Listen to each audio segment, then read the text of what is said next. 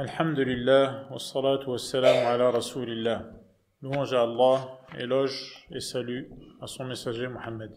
Amma ba'd, fa marhaban bikum jami'an, bienvenue à tous. On entame donc le tafsir, l'explication de Surat Al-Kahf, la caverne, toujours donc à la lumière de ce qu'a écrit Cheikh Abdurrahman As-Sa'di, rahimahullah. Qala ta'ala, alhamdulillah. الذي أنزل على عبده الكتاب ولم يجعل له عوجا. Cette sourate est donc une sourate Mekkiya, révélée avant la Hijra, et elle commence par le terme extrêmement important qu'on doit méditer profondément, qui est Al-Hamdu. قال الشيخ رحمه الله هو الثناء عليه. Al-Hamd, ça signifie répéter les éloges. Les éloges, c'est les compliments, c'est tout ce qu'il y a de beau à dire. Bisifatihi. Comment faire les compliments d'Allah? En mentionnant ses qualités, ses attributs, comme la vie parfaite, la force, le savoir, la puissance, etc. Bisifatihi allati hiya kulluha sifatu kamal. Car en fait, toutes les qualités d'Allah, tous les attributs d'Allah sont des attributs de perfection. Donc celui qui mentionne les qualités d'Allah, il réalise al-hamd, qui est la répétition des éloges et des compliments. Wa bi ni'amihi al-zahira wal-batina. Donc ça, c'est la première manière de réaliser al-hamd. La deuxième manière, c'est le fait de mentionner les bienfaits d'Allah. Tout ce qu'Allah t'a accordé, tout ce dont Allah t'a doté, al-zahira ou al-batina, que ce soit visible ou non. Visible, donc les choses apparentes, ou les choses qui sont plus subtiles et qui échappent à la première vue. Ad-diniya ou ad-dunyawiya, que ça concerne la religion, comme le fait d'être musulman déjà, et à l'intérieur du cercle de l'islam, de, par exemple, connaître la sunna, de pouvoir concrétiser les adorations d'Allah, prier à l'heure, jeûner le mois de Ramadan, préserver sa vue pour ne pas voir ce qu'Allah interdit, préserver sa langue, tout cela constitue des faveurs d'Allah religieuses. Cela concerne également, alhamd, les faveurs matérielles, le fait d'exister, d'être en bonne santé, de pouvoir voir, entendre, comprendre, utiliser ses membres, avoir un toit, manger à sa faim, etc. وأجل نعمه على الإطلاق إنزاله الكتاب العظيم. Donc tout cela constitue des faveurs d'Allah, des bienfaits d'Allah, des cadeaux d'Allah. Mais la plus grande des faveurs, la chose la plus importante dans tout ce qu'Allah t'a donné, c'est qu'Allah a fait descendre ce livre. C'est pour cela qu'Allah dit Alhamdulillah alladhi anzala al-kitab, qui a fait descendre ce livre. Donc vous voyez le contexte. Alhamdulillah, donc on est dans un contexte de une pluie de faveurs qu'Allah nous donne, et Allah mentionne la plus importante qui est Alladhi anzala ala abdihi al-kitab, qui a fait descendre ce livre, Al-Qur'an, le livre grandiose, ala abdihi wa rasulihi Muhammad. Il l'a fait descendre donc vers son esclave. C'est ici donc une qualité de le mentionner par son statut d'esclave d'Allah, c'est-à-dire de soumis entièrement à Allah, wa rasulihi, qui est également son messager, Muhammad, sallallahu alayhi wa sallam, à lui éloge et salut. Idhan, fahamida nafsahu, wa fi dhimnihi irshadu al-ibadi liyahmaduhu ala irsali ar-rasuli ilayhim. Donc lorsqu'Allah a dit Alhamdulillah, Allah lui-même fait ses éloges. Et dans les éloges qu'Allah fait à lui-même, il y a une invitation à ce que nous-mêmes, ses esclaves, soyons reconnaissants et remerciants envers Allah qui a fait descendre, qui a envoyé Ar-Rasul, ce prophète, ce messager, qui nous est destiné. Wa inzal al-kitab alayhim, et qui a fait descendre ce livre. Donc remercier Allah qui a fait descendre ce livre dans notre intérêt. ثم وصف هذا الكتاب بوصفين مشتملين على أنه الكامل من جميع الوجوه. Donc Allah mentionne qu'il est celui qui nous a couvert de faveurs inondé de bienfaits, comblé de cadeaux, dont le plus important est ce livre descendu à Mohammed sallallahu alayhi wa sallam dans notre intérêt. Et ensuite, Allah décrit son livre pour montrer que c'est le livre le plus parfait de tous les points de vue. Quel que soit l'angle à partir duquel on observe le Coran, on cherche à comprendre le Coran, eh bien on se rendra compte qu'il ne comporte aucun défaut, aucune imperfection. Et Allah cite notamment deux choses pour bien montrer cela. وَهُمَا نَفْيُ الْعِوَجِ عَنْهُ. Donc Allah a dit وَلَمْ يَجْعَلْ لَهُ عِوَجًا. L'iwaj, donc c'est une torsion, quelque chose qui est tordu, quelque chose qui est déviant, qui n'est pas tout droit, qui n'est pas rectiligne. Allah dit qu'il n'y a rien de cela dans son livre. وَلَمْ يَجْعَلْ لَهُ عِوَجًا. Quel qu'il soit, quelle que soit cette déviance, ce défaut, cette imperfection, tu ne la trouveras jamais dans ce livre. وَإِثْبَاتُ أَنَّهُ مُقِيمٌ مُسْتَقِيمٌ.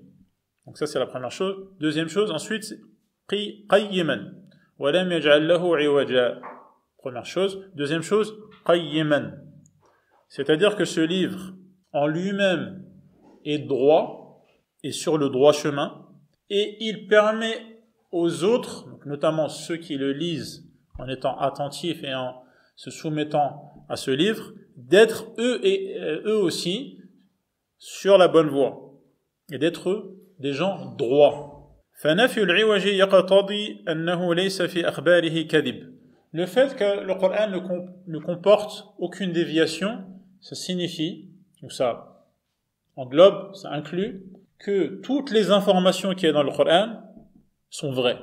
Il n'y a aucun mensonge dans le Coran, dans les choses qu'Allah a mentionnées pour ce qui est du passé, ou pour ce qui va venir, les informations annoncées. Il n'y en a aucune qui est un mensonge, ou sur les informations au sujet d'Allah, au sujet des créatures. Il n'y a aucun mensonge à ce sujet. وَلَا فِي أَوَامِرِهِ وَنَوَاهِهِ ظُلْمٌ وَلَا عَبَثٌ. Donc le Coran, on y trouve des informations, on y trouve également des lois, c'est-à-dire des choses à faire, donc des ordres, des choses à ne pas faire, donc des interdits. Également, dans les ordres et les interdits, il n'y a aucune injustice. ظُلْمٌ. Il n'y a aucune absurdité. Il n'y a rien qui ne tient pas la route, qui n'est pas cohérent dans la législation que comporte ce livre.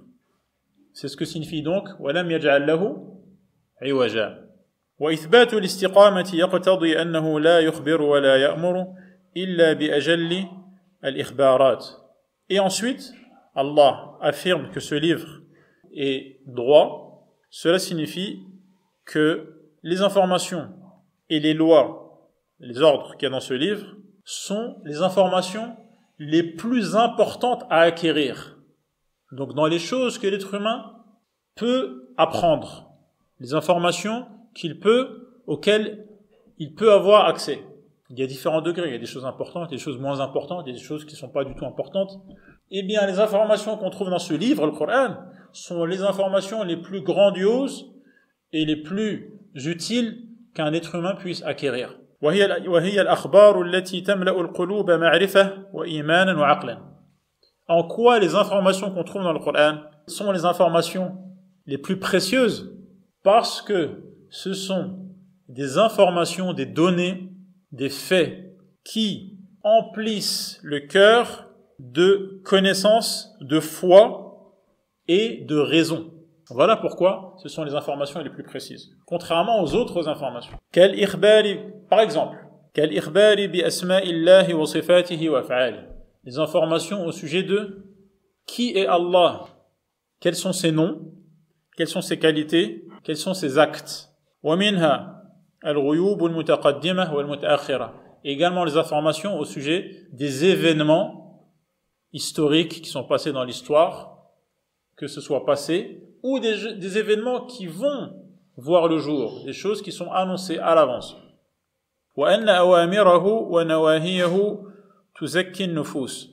Pourquoi ces informations donc sont les plus importantes et les plus précieuses, on vient de le voir. Pourquoi les ordres du Coran, donc la loi du Coran, la loi d'Allah mentionnée et détaillée dans son livre, pourquoi c'est la plus précieuse et la plus importante? Parce que ce sont des ordres et des interdictions qui purifient les âmes, contrairement aux autres lois. Les lois qui ne sont pas celles d'Allah. Ils fixent un cadre, mais ils ne purifient pas les âmes. Alors que la loi d'Allah purifie al-nufus, les âmes. Wa tutahhiruha, elle les épure, elle les nettoie. Wa tunammiha, elle permet à l'âme humaine de se développer et de s'épanouir. Wa tukammiluha, et donc d'atteindre la perfection. L'être humain, il a un potentiel. Il peut atteindre la perfection. Mais par quel moyen? Il n'y en a qu'un seul. Par le moyen de ce livre, le Coran. Et la Sunna, bien entendu, qui est indiquée par le livre. En quoi les lois mentionnées dans le Coran donnent à l'être humain tous ses avantages? Ils lui permettent d'atteindre la perfection humaine et la pleine humanité. L'ishtimaliha ala kamal al-adli, parce que la justice la plus parfaite est celle qui est indiquée par ces lois du Coran. Wal-qisti, la plus grande impartialité et la plus grande équité. Wal-ikhlasi wal-ubudiyyati lillah, la pureté dans l'adoration, le fait de ne vouer ses actes, de n'être motivé que par ce qui satisfait Allah. Wal-ubudiyyati lillah, atteindre le degré de la pleine servitude à Allah, envers Allah, d'être un vrai esclave soumis à Allah. Il n'y a qu'en suivant le Coran qu'on peut atteindre ce degré. Lillahi Rabbil Alamin, Allah qui est le maître de l'univers. Wahdahu la sharika lah, il n'y a que lui qui est le maître absolu du monde. Il ne partage cela avec personne. Et ce droit d'être adoré, personne d'autre qu'Allah ne pourrait l'avoir. وحقيق بكتاب موصوف بما ذكر. Donc voilà ce qu'on trouve dans le Coran. Qu'il s'agisse des informations ou qu'il s'agisse de la législation, voilà ce qu'on trouve dans le Coran. Il ne fait donc aucun doute et il n'est absolument pas étonnant à partir de ce constat. وحقيق بكتاب موصوف بما ذكر أن يحمد الله نفسه على إنزاله. Il n'est donc pas étonnant qu'Allah cite la descente de ce livre pour faire ses propres compliments. Le fait que ce livre soit descendu est un compliment mérité. وأن يتمدح إلى عباده به. وقوله لينذر بأسا شديدا من لدن. Ce livre est descendu. On a vu l'importance grandiose, ultime de ce livre. Ce livre a un message, porte un message. Quel est-il? لينذر بهذا القرآن الكريم عقابه الذي عنده. Avertir. Allah avertit, met en garde. Il dit aux gens de faire attention, car il y a une punition qu'il a préparée. Allah a préparé une punition. من لدنه أي قدره وقضاه على من خالف أمره. Allah a décidé et a écrit dans sa loi, la loi du qadar, du destin, que ceux qui ne se soumettent pas à sa loi, ceux qui sont en contradiction avec la loi, et qui enfreignent cette loi, qui sont en infraction, qui sont hors la loi, ces gens-là sont sous le coup de la menace d'Allah. وهذا يشمل عقاب الدنيا وعقاب الآخرة. Et il s'expose au châtiment d'Allah aussi bien ici-bas, dans la dunya, que dans l'au-delà, après la mort. لينذر بأسا شديدا. C'est une punition terrible, effroyable. وهذا أيضا من نعمه. Et c'est également une faveur d'Allah, ce fait que il te prévienne et il te permet de savoir quelles sont les causes qui aboutissent à ce châtiment. من نعمه أن خوف عباده. Allah nous fait peur, nous effraie, et c'est dans notre intérêt d'avoir peur. وأنذرهم ما يضرهم ويهلكهم. Et Allah a montré aux gens ce qui leur est nuisible et ce qui aboutit à leur perte. كما قال تعالى لما ذكر في هذا القرآن وصف النار ذلك يخوف الله به عباده. Donc dans une autre sourate qui c'est le Shabab. Dans quelle sourate? ذلك يخوف الله به عباده يا عبادي فاتقون. Allah décrit dans Surat Az-Zumar l'enfer, et que cet enfer enveloppe ceux qui l'habitent, par en haut, par en bas. Et ensuite Allah dit, voilà comment Allah fait peur à ses esclaves. Mes esclaves, craignez-moi. فَمِنْ رَحْمَتِهِ بِعِبَادِهِ أَنْ قَيَّضَ الْعُقُوبَاتِ الْغَلِيظَةِ. Et cela fait partie de la pitié d'Allah, qu'il ait préparé des punitions terribles, lourdes, sévères, et qu'il mette ses esclaves en garde avant que ces punitions ne s'abattent sur eux. Sur ceux, particulièrement, qui sont en contradiction, en infraction avec ses ordres.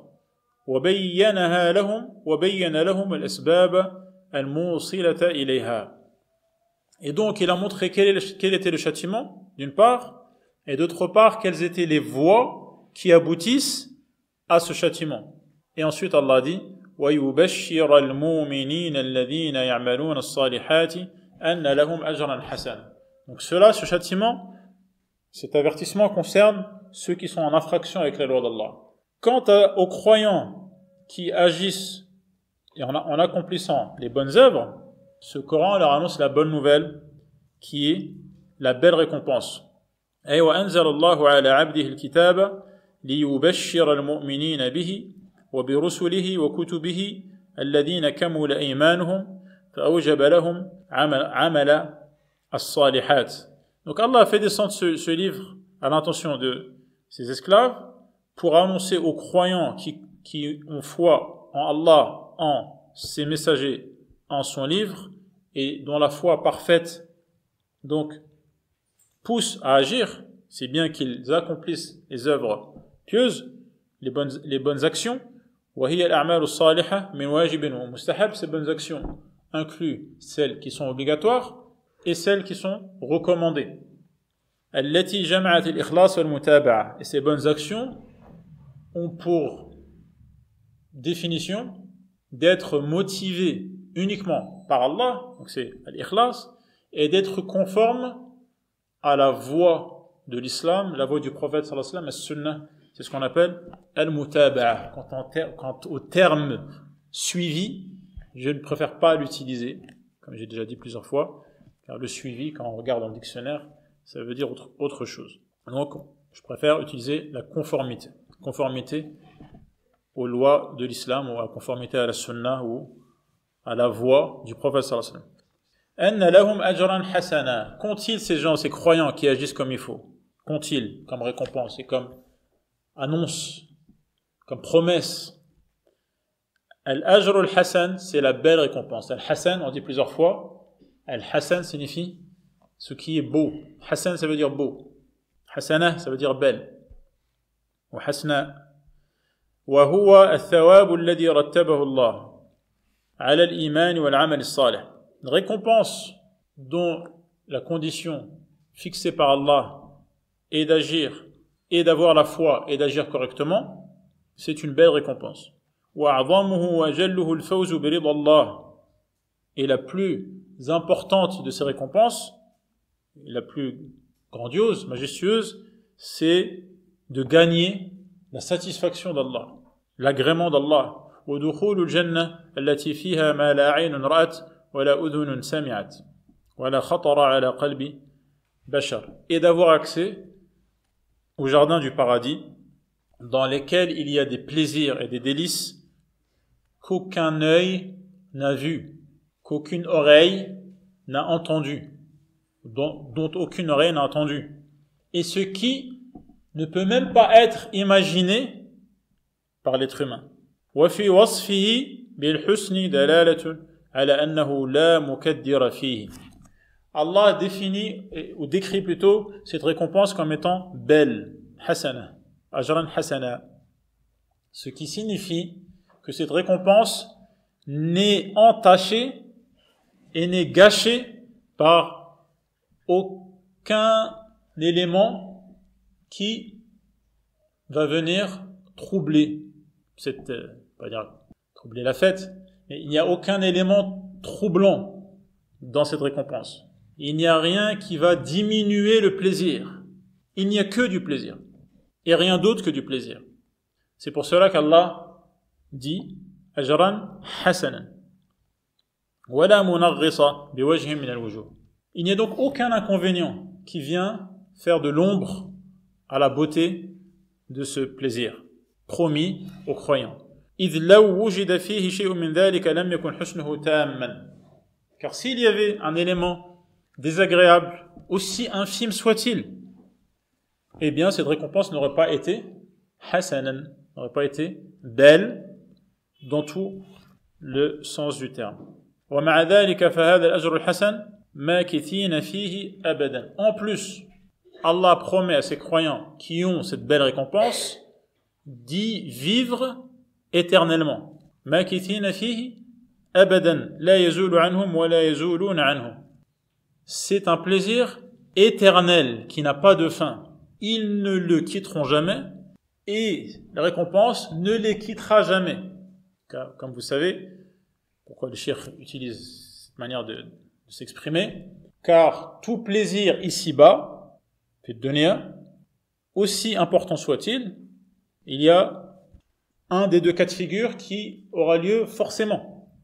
Soit celui qui bénéficie de ce plaisir va le quitter parce qu'il va bien mourir un jour, ou va peut-être le perdre à un moment, donc c'est ce plaisir qui le quitte. Donc soit c'est lui qui quitte le plaisir en mourant, soit c'est ce plaisir qui le quitte si il perd la cause de ce plaisir, il devient pauvre après la richesse, ou l'occasion ne se représente plus, ou pour mille et une raisons, il n'a plus ce plaisir. Contrairement au plaisir dans l'au-delà, plaisir du paradis et de l'agrément d'Allah subhanahu wa ta'ala.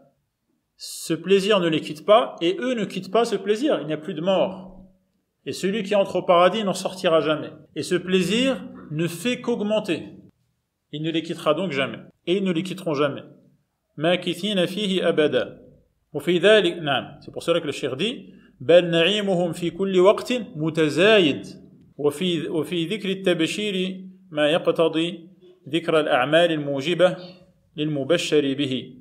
وهو أن هذا القرآن قد اشتمل على كل عمل صالح موصل لما تستبشر به النفوس وتفرح به الأرواح. Donc ce contexte, c'est un contexte de l'annonce d'une bonne nouvelle. Dans le contexte, on retrouve la mention du Coran. Alhamdulillahi alladhi anzala ala abdihi al-kitab. Allah qui a fait descendre donc ce livre à son esclave, donc Muhammad sallallahu alayhi wa sallam. Et ensuite, il dit que ce livre a été révélé pour annoncer la bonne nouvelle qui inclut la récompense éternelle pour les croyants. Et c'est ce livre qui annonce la bonne nouvelle. C'est donc une allusion au fait que c'est dans ce livre qu'on va trouver le moyen de bénéficier et de faire partie des gens à qui cette bonne nouvelle est annoncée et pour qui effectivement elle va se réaliser. Cette bonne nouvelle, comment l'obtenir? Comment obtenir l'agrément d'Allah? Comment obtenir ce paradis? Justement, on va trouver les causes dans ce livre qui l'annonce. Donc ces belles actions qui caractérisent les croyants, comment les connaître? Justement en lisant ce livre et en comprenant ce livre, le Coran. Et ce sont ces belles actions qui sont la voie qui mène vers la récompense qui est annoncée dans ce même livre et qui font plaisir et donnent de l'espoir aux âmes et les inondent de bonheur. Et ce livre a également été révélé pour mettre en garde ceux qui ont dit qu'Allah avait un enfant. من اليهود والنصارى والمشركين. Trois catégories.